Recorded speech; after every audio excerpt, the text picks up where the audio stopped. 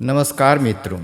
पितृपक्ष का प्रारंभ हो चुका है और पितृपक्ष में अपने पितरों को प्रसन्न करने के लिए पितृ स्तोत्र का पाठ प्रतिदिन अवश्य ही करना चाहिए। आज की इस एक वीडियो में हम आपको व्यासकृत, महात्मा रुचिकृत तथा ब्रह्माकृत पितृ स्तोत्र का पाठ कराएंगे।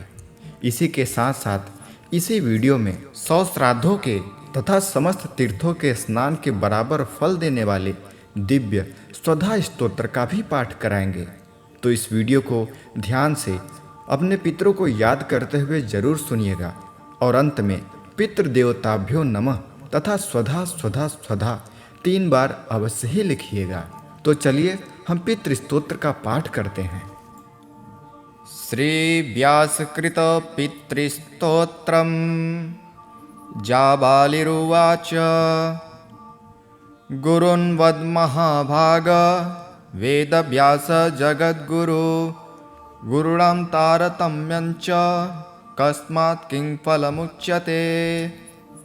व्यास उवाच माता पिता गुरु श्रेयान् ज्येष्ठभ्राता पितामहः श्वशुरो मातुलश्चैव तथा मातामहः स्मृतः पिन्तु ज्येष्ठः कनिष्ठश्च भ्राता ज्येष्ठा निजस्वसा पितुः स्वसा जनन्याश्च स्वसा गुरुजना स्मृतः पत्न्यः पितामहादीनां तथैव गुरुवः स्मृतः एतुषु हि पिता श्रेयान् गुरुरेव महागुरुः पिता धर्मः पिता स्वर्गः पिता हि परमं तपः पितरि प्रीतिमापन्ने प्रीयन्ते सर्वदेवताः पित्रर्थे पुण्यकर्माणि कुर्यात् सर्वाणि सत्सुतः तेनाननुमतोऽप्येवं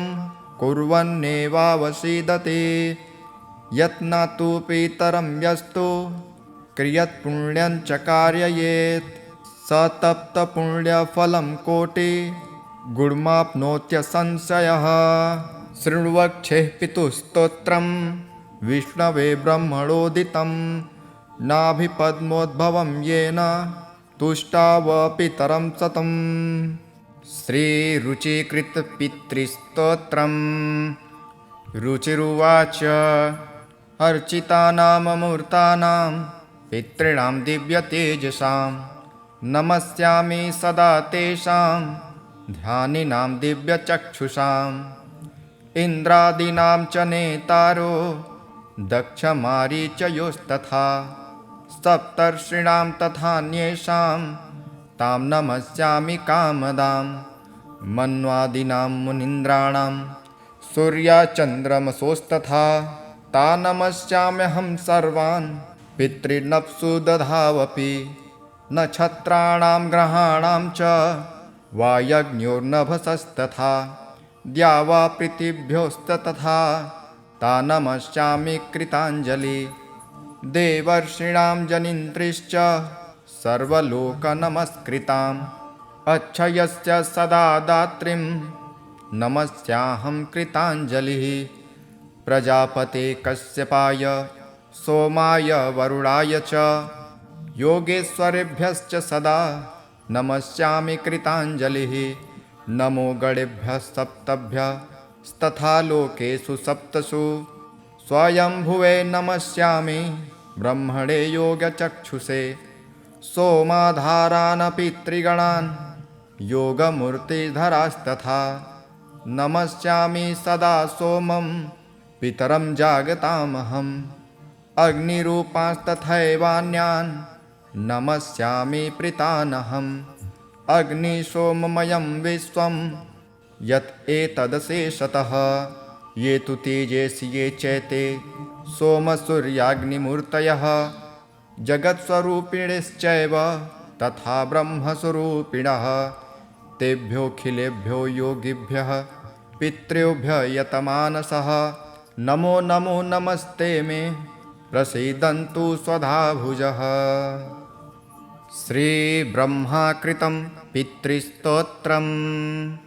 ब्रह्मोवाच ॐ नमः पित्रे जन्मदात्रे सर्वदेवमयाय च सुखदाय प्रसन्नाय सुप्रीताय महात्मने सर्वज्ञस्वरूपाय स्वर्गाय परमेष्ठिने सर्वतीर्थावलोकाय करुणासागराय च नमः सदाशुतोषाय शिवरूपाय ते नमः सदापराधक्षम्मिणे सुखाय सुखदाय च दुर्लभं मानुषमेदं ये लब्धं मया वपुः संभावनीयं धर्मार्थे तस्मै पित्रे नमो नमः तीर्थं स्नानं तपोहोम जयादितस्य दर्शनं महागुरोश्च गुरुवे तस्मै पित्रे नमो नमः यस्य प्रणामस्तत्त्वान्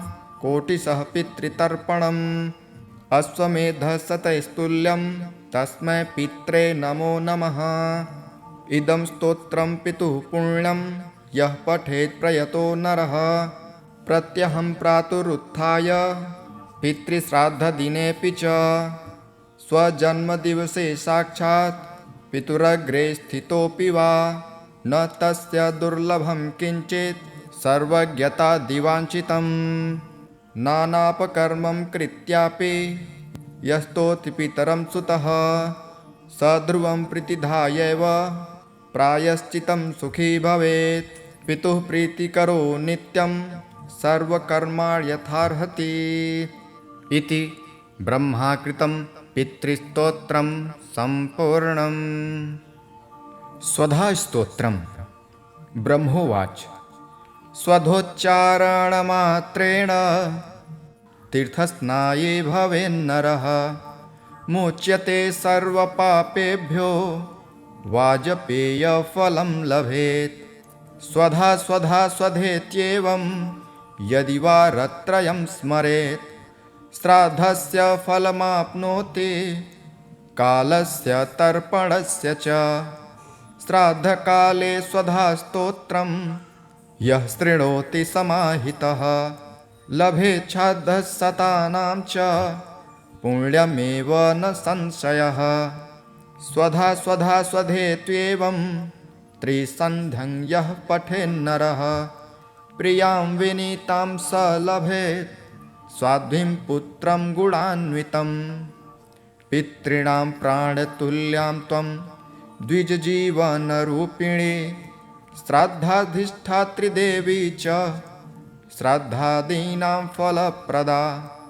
बहिर्गच्छ मन्मनसः पितॄणां तुष्टिहेतवे सम्प्रीतये द्विजातीनां गृहीणां वृद्धिहेतवे नित्या त्वं नित्यस्वरूपासि गुणरूपासि सुव्रते आविर्भावस्थिरो भावः सृष्टो च प्रलये तव ॐ स्वस्तिश्च नमः स्वाहा स्वधा त्वं दक्षिणा तथा निरूपिताश्चतुर्देवे षट्प्रशस्ताश्च कर्मिणां पुरासिस्त्वं स्वधा गोपी गोलोके राधिका सखी घृतोरसि स्वधात्मानं कृतं तेन स्वधा स्मृता इत्येव मुक्ताश ब्रह्मलोके च संसदि तस्थौ च सहसा सद्यः स्वधा साविर्बभूवः तदा प्रीतिभ्यः प्रददौ तामेव कमलाननां तां सम्प्राप्य ययुस्ते च पितरश्च प्रहर्षिता स्वधास्तोत्रमिदं पुण्यं यः शृणोति समाहितः सः स्नातः सर्वतीर्थेषु वेदपाठफलं लभेत् इति ब्रह्मवैवर्तमहापुराणे प्रकृतिखण्डे ब्रह्माकृतं स्वधास्तोत्रं सम्पूर्णम्। जाबालिरुवाच गुरून्वद्महाभाग वेदव्यास जगद्गुरु गुरुणां तारतम्यञ्च कस्मात् किं फलमुच्यते। व्यास उवाच माता पिता गुरुश्रेयान् ज्येष्ठभ्राता पितामहः श्वशुरो मातुलश्चैव तथा मातामहः स्मृतः। पितुर्ज्येष्ठः कनिष्ठश्च भ्राता ज्येष्ठा निजस्वसा। पितुः स्वसा जनन्याश्च स्वसा गुरुजना स्मृतः।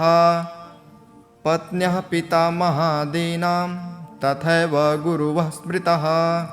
एतुषु हि पिता श्रेयान् गुरुरेव महागुरुः। पिता धर्मः पिता स्वर्गः पिता हि परमं तपः। पितरि प्रीतिमापन्ने प्रीयन्ते सर्वदेवताः। पित्रर्थे पुण्यकर्माणि कुर्यात् सर्वाणि सत्सुतः। तेनाननुमतोऽप्येवं कुर्वन्नेवावसीदते। यत्नातु पितरं यस्तु क्रियत्पुण्यञ्च कारयेत् स तप्तपुण्यफलं कोटि गुणमाप्नोत्यसंशयः। शृण्वक्षेः पितुस्तोत्रं विष्णवे ब्रह्मणोदितं। नाभिपद्मोद्भवं येन तुष्टाव पितरं सतम्। श्रीरुचिकृतपितृस्तोत्रम्। रुचिरुवाच अर्चितानाममूर्तानां पितॄणां दिव्यतेजसां नमस्यामि सदा तेषां ध्यानिनां दिव्यचक्षुषाम्। इन्द्रादीनां च नेतारो दक्षमारीचयोस्तथा सप्तर्षीणां तथान्येषां तां नमस्यामि कामदां। मन्वादीनां मुनीन्द्राणां सूर्याचन्द्रमसोस्तथा ता नमस्याम्यहं सर्वान् पितॄनप्सु दधावपि। नक्षत्राणां ग्रहाणां च वायज्ञोर्नभसस्तथा द्यावा पृथिव्योस्तथा ता नमस्यामि कृताञ्जलि। देवर्षीणां जनिन्त्रिश्च सर्वलोकनमस्कृताम् अक्षयस्य सदा दात्रीं नमस्याहं कृताञ्जलिः। प्रजापते कश्यपाय सोमाय वरुणाय च योगेश्वरेभ्यश्च सदा नमस्यामि कृताञ्जलिः। नमो गणेभ्यः सप्तभ्यस्तथा लोकेषु सप्तसु स्वयंभुवे नमस्यामि ब्रह्मणे योगचक्षुषे। सोमाधारान् पितृगणान् योगमूर्तिधरास्तथा नमस्यामि सदा सोमं पितरं जागतामहम्। अग्निरूपांस्तथैवान्यान् नमस्यामि प्रीतानहम्। अग्निसोममयं विश्वं यत् एतदशेषतः ये तु तेजसि ये चैते सोमसूर्याग्निमूर्तयः जगत्स्वरूपिणश्चैव तथा ब्रह्मस्वरूपिणः।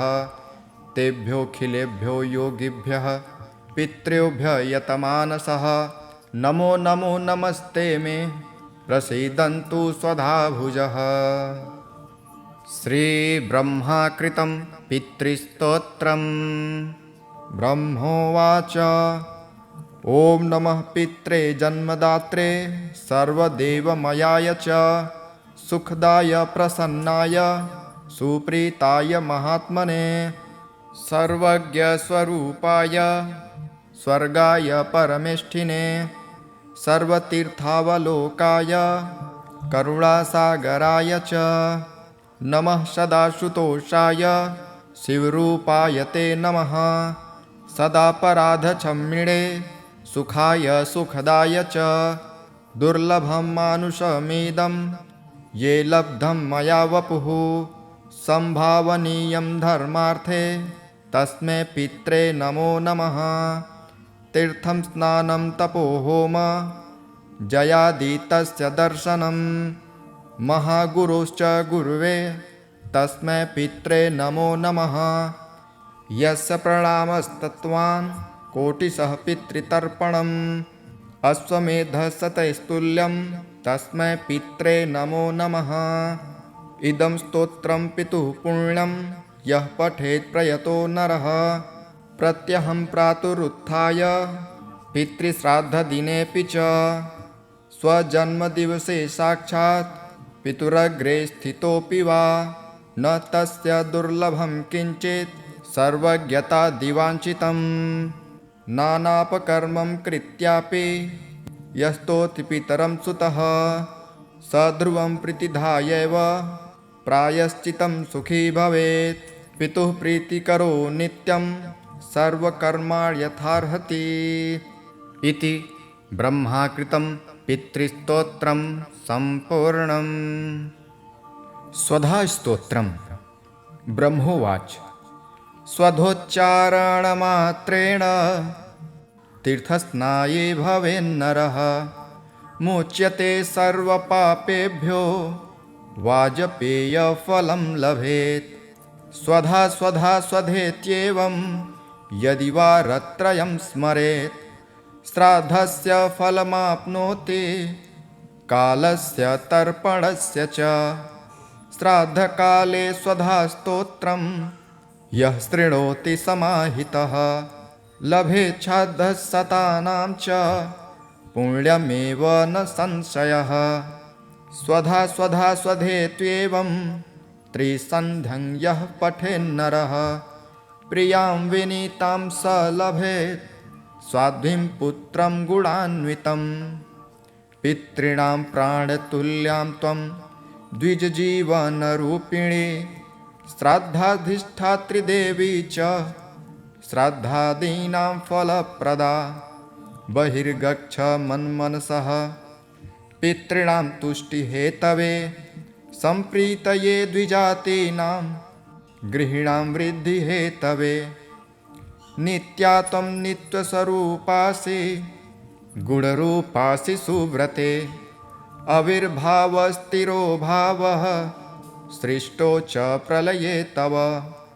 ॐ स्वस्तिश्च नमः स्वाहा स्वधा त्वं दक्षिणा तथा निरूपिताश्चतुर्देवे षट्प्रशस्ताश्च कर्मिणां पुरासिस्त्वं स्वधा गोपी गोलोके राधिका सखी। घृतोरसि स्वधात्मानं कृतं तेन स्वधा स्मृता इत्येव मुक्ताश ब्रह्मा ब्रह्मलोके च संसदि। तस्थौ च सहसा सद्यः स्वधा साविर्बभूवः तदा प्रीतिभ्यः प्रददौ तामेव कमलाननां तां सम्प्राप्य ययुस्ते च पितरश्च प्रहर्षिता। स्वधा स्तोत्रमिदं पुण्यं यः शृणोति समाहितः सः स्नातः सर्वतीर्थेषु वेदपाठफलं लभेत्।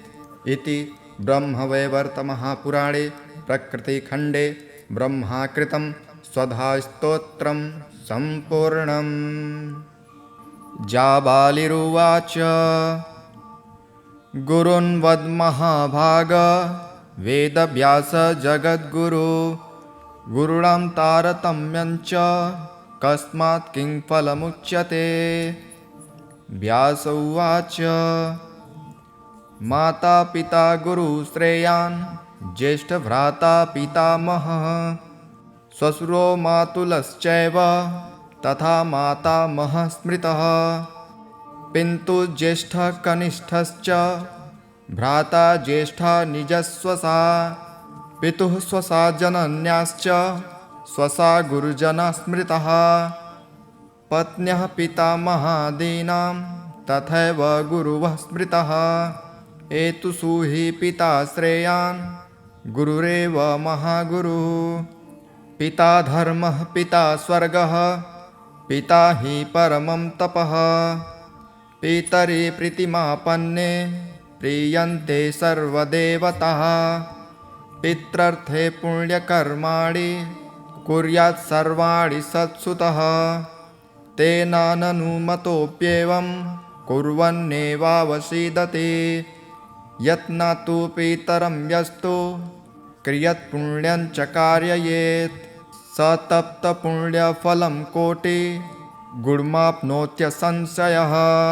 शृण्वक्षेः पितुस्तोत्रं विष्णवे ब्रह्मणोदितं नाभिपद्मोद्भवं येन तुष्टाव पितरं सतम्।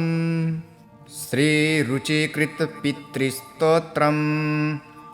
रुचिरुवाच अर्चितानां मूर्तानां पितॄणां दिव्यतेजसां नमस्यामि सदा तेषां ध्यानिनां दिव्यचक्षुषाम् इन्द्रादीनां च नेतारो दक्षमारीचयोस्तथा सप्तर्षीणां तथान्येषां तां नमस्यामि कामदां मन्वादीनां मुनीन्द्राणां सूर्याचन्द्रमसोस्तथा ता नमस्याम्यहं सर्वान् पितॄनप्सु दधावपि नक्षत्राणां ग्रहाणां च वायज्ञोर्नभसस्तथा द्यावा पृथिव्योस्ततथा ता नमस्यामि कृताञ्जलि देवर्षीणां जनिन्त्रिश्च सर्वलोकनमस्कृताम् अक्षयस्य सदा दात्रीं नमस्याहं कृताञ्जलिः प्रजापते कश्यपाय सोमाय वरुणाय च योगेश्वरेभ्यश्च सदा नमस्यामि कृताञ्जलिः नमो गणेभ्यः सप्तभ्यस्तथा लोकेषु सप्तसु स्वयंभुवे नमस्यामि ब्रह्मणे योगचक्षुषे सोमाधारान् पितृगणान् योगमूर्तिधरास्तथा नमस्यामि सदा सोमं पितरं जागतामहम् अग्निरूपांस्तथैवान्यान् नमस्यामि प्रीतानहम् अग्निसोममयं विश्वं यत् एतदशेषतः ये तु तेजसि ये चैते सोमसूर्याग्निमूर्तयः जगत्स्वरूपिणश्चैव तथा ब्रह्मस्वरूपिणः तेभ्योऽखिलेभ्यो योगिभ्यः पितृभ्यः यतमानसः नमो नमो नमस्ते मे प्रसीदन्तु स्वधाभुजः।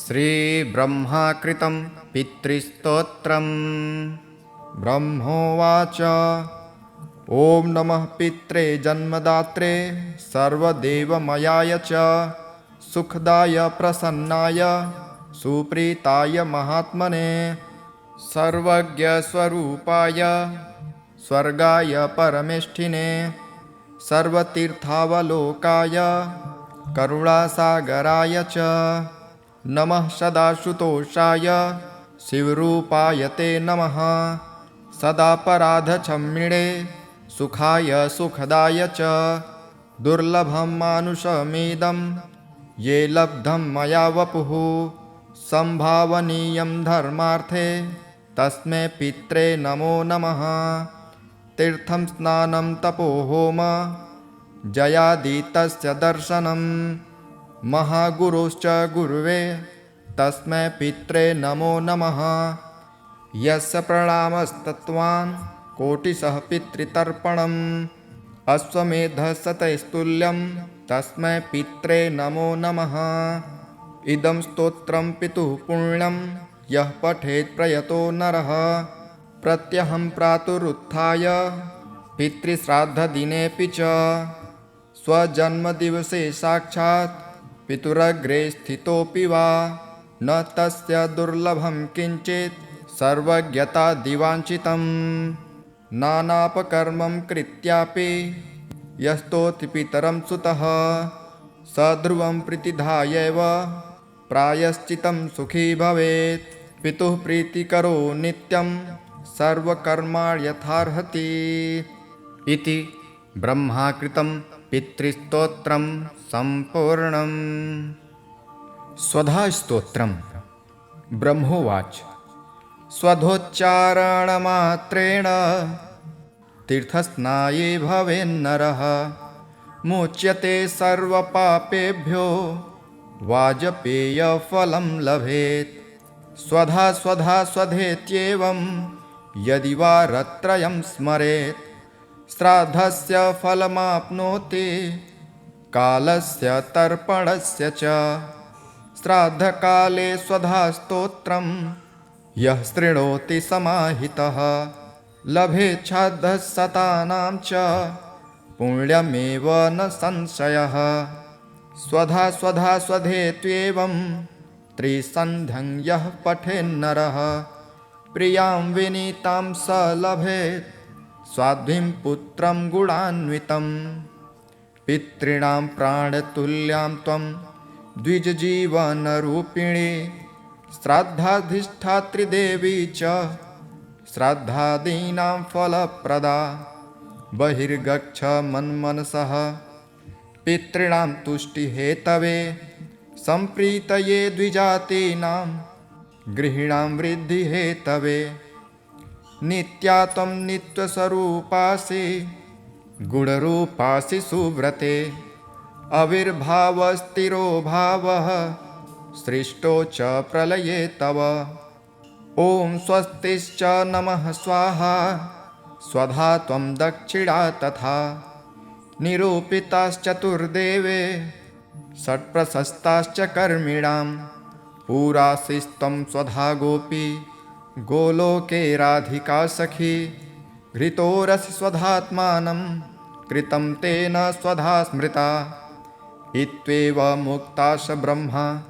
ब्रह्मलोके च संसदि तस्थौ च सहसा सद्यः स्वधा साविर्बभूवः तदा प्रीतिभ्यः प्रददौ तामेव कमलाननां तां सम्प्राप्य ययुस्ते च पितरश्च प्रहर्षिता स्वधा स्तोत्रमिदं पुण्यं यः शृणोति समाहितः सः स्नातः सर्वतीर्थेषु वेदपाठफलं लभेत् इति ब्रह्मवैवर्तमहापुराणे प्रकृतिखण्डे ब्रह्माकृतं स्वधास्तोत्रं सम्पूर्णम्।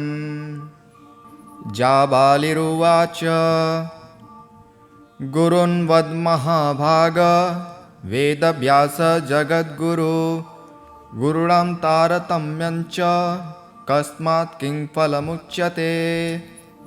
व्यास उवाच माता पिता गुरुश्रेयान् ज्येष्ठभ्राता पितामहः श्वशुरो मातुलश्चैव तथा मातामहः स्मृतः पिन्तु ज्येष्ठः कनिष्ठश्च भ्राता ज्येष्ठा निजस्वसा पितुः स्वसा जनन्याश्च स्वसा गुरुजना स्मृतः पत्न्यः पितामहादीनां तथैव गुरुवः स्मृतः एतुषु हि पिता श्रेयान् गुरुरेव महागुरुः पिता धर्मः पिता स्वर्गः पिता हि परमं तपः पितरि प्रीतिमापन्ने प्रीयन्ते सर्वदेवताः पित्रर्थे पुण्यकर्माणि कुर्यात् सर्वाणि सत्सुतः तेनाननुमतोऽप्येवं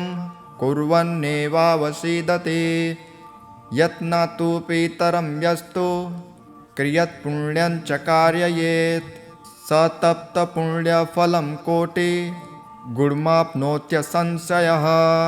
शृण्वक्षेः पितुस्तोत्रं विष्णवे ब्रह्मणोदितं नाभिपद्मोद्भवं येन तुष्टाव पितरं सतम्। श्रीरुचिकृतपितृस्तोत्रम्। रुचिरुवाच अर्चितानाममूर्तानां पितॄणां दिव्यतेजसां नमस्यामि सदा तेषां ध्यानिनां दिव्यचक्षुषाम् इन्द्रादीनां च नेतारो दक्षमारीचयोस्तथा सप्तर्षीणां तथान्येषां तां नमस्यामि कामदां मन्वादीनां मुनीन्द्राणां सूर्याचन्द्रमसोस्तथा ता नमस्याम्यहं सर्वान् पितॄनप्सु दधावपि नक्षत्राणां ग्रहाणां च वायज्ञोर्नभसस्तथा द्यावा पृथिव्योस्तथा ता नमस्यामि कृताञ्जलि देवर्षीणां जनिन्त्रिश्च सर्वलोकनमस्कृताम् अक्षयस्य सदा दात्रीं नमस्याहं कृताञ्जलिः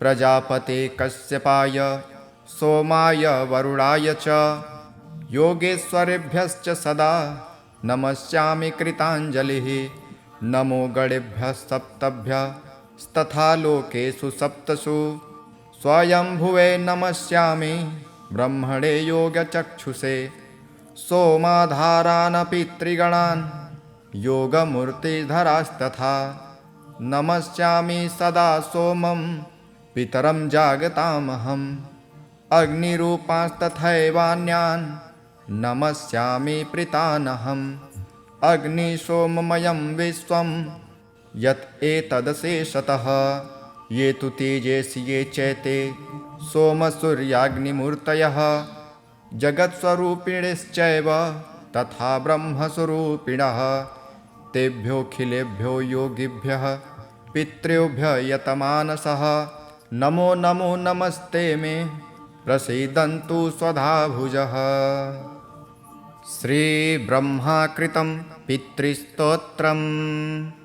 ब्रह्मोवाच ॐ नमः पित्रे जन्मदात्रे सर्वदेवमयाय च सुखदाय प्रसन्नाय सुप्रीताय महात्मने सर्वज्ञस्वरूपाय स्वर्गाय परमेष्ठिने सर्वतीर्थावलोकाय करुणासागराय च नमः सदाशुतोषाय शिवरूपाय ते नमः सदापराधक्षम्मिणे सुखाय सुखदाय च दुर्लभं मानुषमिदं ये लब्धं मया वपुः संभावनीयं धर्मार्थे तस्मै पित्रे नमो नमः तीर्थं स्नानं तपोहोम जयादितस्य दर्शनं महागुरोश्च गुरुवे तस्मै पित्रे नमो नमः यस्य प्रणामस्तत्त्वान्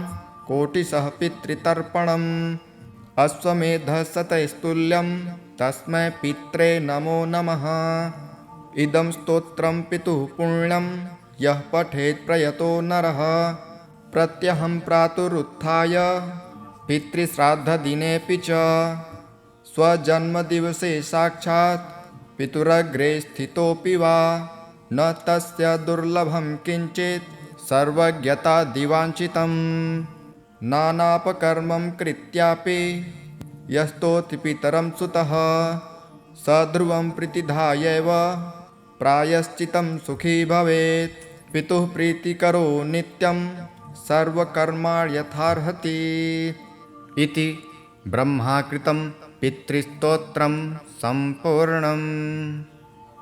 स्वधास्तोत्रम्।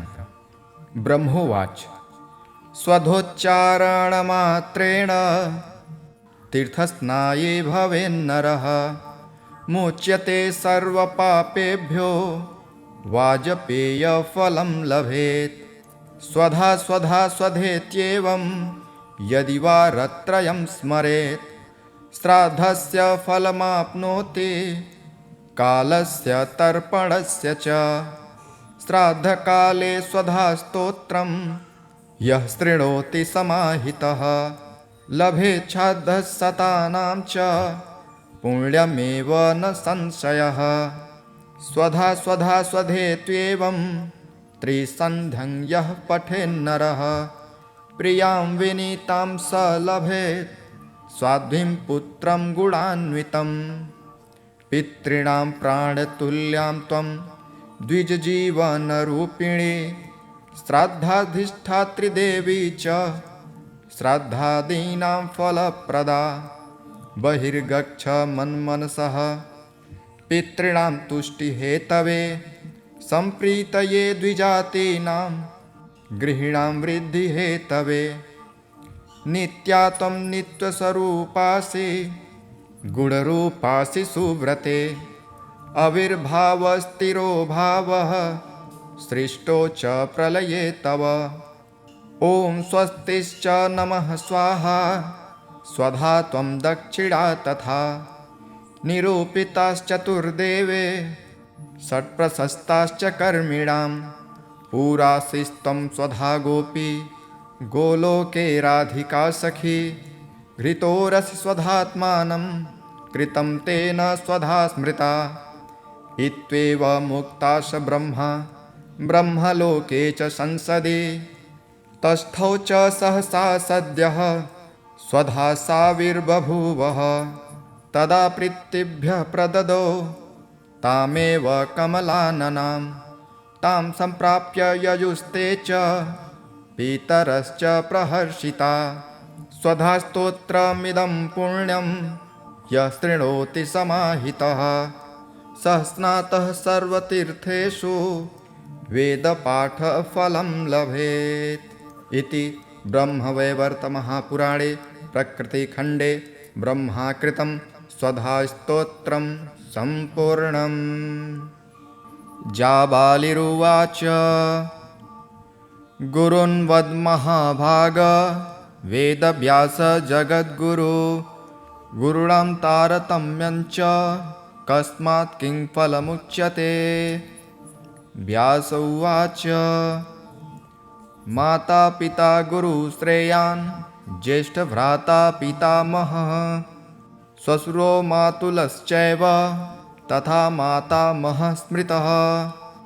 पितुः ज्येष्ठः कनिष्ठश्च भ्राता ज्येष्ठा निजस्वसा पितुः स्वसा जनन्याश्च स्वसा गुरुजना स्मृतः। पत्न्यः पितामहादीनां तथैव गुरुवः स्मृतः। एतुषु हि पिता श्रेयान् गुरुरेव महागुरुः। पिता धर्मः पिता स्वर्गः पिता हि परमं तपः। पितरि प्रीतिमापन्ने प्रीयन्ते सर्वदेवताः। पित्रर्थे पुण्यकर्माणि कुर्यात् सर्वाणि सत्सुतः। तेनाननुमतोऽप्येवं कुर्वन्नेवावसीदति। यत्नातु पितरं यस्तु क्रियत्पुण्यञ्च कारयेत् स तप्तपुण्यफलं कोटि गुणमाप्नोत्यसंशयः। शृण्वक्षेः पितुस्तोत्रं विष्णवे ब्रह्मणोदितं नाभिपद्मोद्भवं येन तुष्टाव पितरं सतम्। श्रीरुचिकृतपितृस्तोत्रम्। रुचिरुवाच अर्चितानाममूर्तानां पितॄणां दिव्यतेजसां नमस्यामि सदा तेषां ध्यानिनां दिव्यचक्षुषाम्। इन्द्रादीनां च नेतारो दक्षमारीचयोस्तथा सप्तर्षीणां तथान्येषां तां नमस्यामि कामदां। मन्वादीनां मुनीन्द्राणां सूर्याचन्द्रमसोस्तथा ता नमस्याम्यहं सर्वान् पितॄनप्सु दधावपि। नक्षत्राणां ग्रहाणां च वायज्ञोर्नभसस्तथा द्यावा पृथिव्योस्तथा ता नमस्यामि कृताञ्जलि। देवर्षीणां जनिन्त्रिश्च सर्वलोकनमस्कृताम् अक्षयस्य सदा दात्रीं नमस्याहं कृताञ्जलिः। प्रजापते कश्यपाय सोमाय वरुणाय च योगेश्वरेभ्यश्च सदा नमस्यामि कृताञ्जलिः। नमो गणेभ्यः सप्तभ्यस्तथा लोकेषु सप्तसु स्वयंभुवे नमस्यामि ब्रह्मणे योगचक्षुषे। सोमाधारान् पितृगणान् योगमूर्तिधरास्तथा नमस्यामि सदा सोमं पितरं जागतामहम्। अग्निरूपांस्तथैवान्यान् नमस्यामि प्रीतानहम्। अग्निसोममयं विश्वं यत् एतदशेषतः ये तु तेजसि ये चैते सोमसूर्याग्निमूर्तयः जगत्स्वरूपिणश्चैव तथा ब्रह्मस्वरूपिणः। तेभ्योऽखिलेभ्यो योगिभ्यः पितृभ्यः यतमानसः नमो नमो नमस्ते मे प्रसीदन्तु स्वधाभुजः। श्रीब्रह्माकृतं पितृस्तोत्रम्।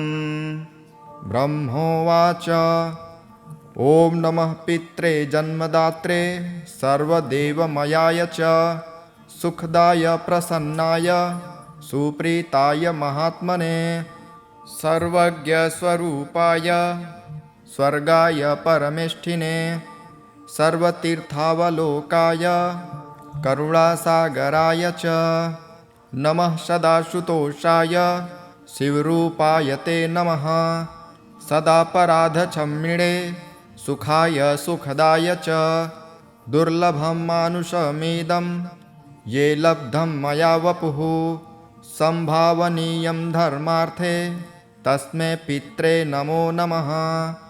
तीर्थं स्नानं तपो होम जयादितस्य दर्शनं महागुरोश्च गुरुवे तस्मै पित्रे नमो नमः।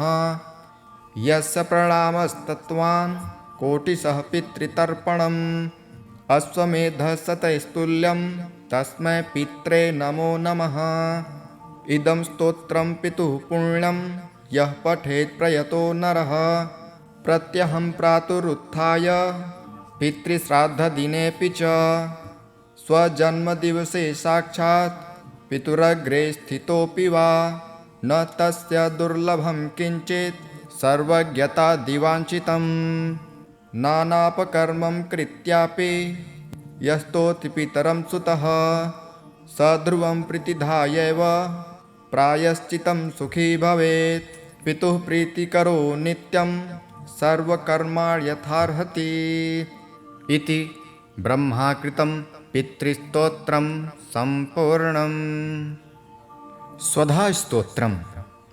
ब्रह्मोवाच स्वधोच्चारणमात्रेण तीर्थस्नाये भवेन्नरः मुच्यते सर्वपापेभ्यो वाजपेयफलं लभेत्।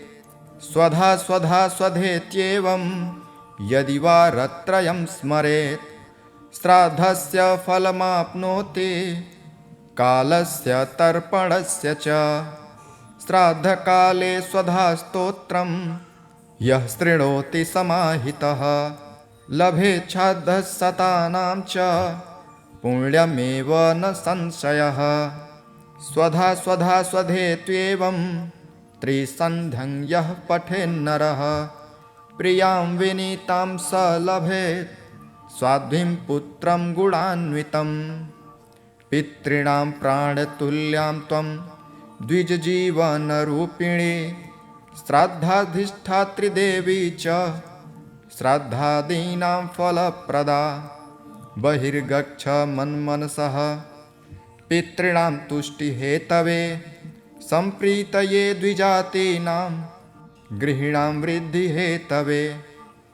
नित्या त्वं नित्यस्वरूपासि गुणरूपासि सुव्रते आविर्भावस्थिरो भावः सृष्टो च प्रलये तव। ॐ स्वस्तिश्च नमः स्वाहा स्वधा त्वं दक्षिणा तथा निरूपिताश्चतुर्देवे षट्प्रशस्ताश्च कर्मिणां पुरासिस्त्वं स्वधा गोपी गोलोके राधिका सखी। घृतोरसि स्वधात्मानं कृतं तेन स्वधा स्मृता इत्येव मुक्ताश ब्रह्मलोके च संसदि। तस्थौ च सहसा सद्यः स्वधा साविर्बभूवः तदा प्रीतिभ्यः प्रददौ तामेव कमलाननां। तां सम्प्राप्य ययुस्ते च पितरश्च प्रहर्षिता। स्वधास्तोत्रमिदं पुण्यं यः शृणोति समाहितः सः स्नातः सर्वतीर्थेषु वेदपाठफलं लभेत् इति ब्रह्मवैवर्तमहापुराणे प्रकृतिखण्डे ब्रह्माकृतं स्वधास्तोत्रं सम्पूर्णम्।